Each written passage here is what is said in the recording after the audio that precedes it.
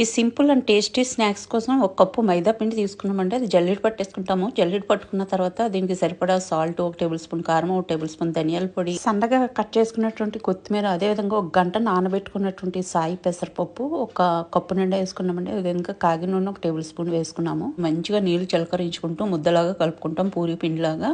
కలుపుకున్న తర్వాత మనము ఆయిల్ పెట్టేసుకుంటాం కాగడానికి. ఈ లోపు మనము స్ప్రెడ్ చేసుకుని రిక్వైర్డ్ షేప్ లో మంచిగా దాన్ని కట్ చేసుకుంటాము. మీకు ఎలా కావాలంటే అలా కట్ చేసుకోవచ్చండి. ఇది చేసుకున్న తర్వాత ఫోర్క్ సహాయంతో జస్ట్ ఇలా డాట్స్ లా పెట్టుకుంటాం అనమాట. అంటే మనకి ఇది పొంగకూడదు, పూరీలాగా బిస్కెట్స్ లాగా రావాలన్నమాట. సో మనము ఈ విధంగా మన రిక్వైర్డ్ షేప్ లో కట్ చేసుకుని కాగిన నూనెలో వేసుకుని వేపుకుంటాము. ఇలా మన దగ్గర ఉన్న పిండి ఉన్నంత వరకు మనం చేసేసుకుంటాము. అయితే హై ఫ్లేమ్ లో కాకుండా లో టు మీడియం ఫ్లేమ్ పెట్టుకుంటే ఏంటంటే మంచిగా వేగుతుంది క్రిస్పీగా. ఇదేనండి మన స్నాక్స్ రెడీ అయిపోయినాయి. ఈజీగా చేసేసుకోవచ్చు అప్పటికప్పుడే.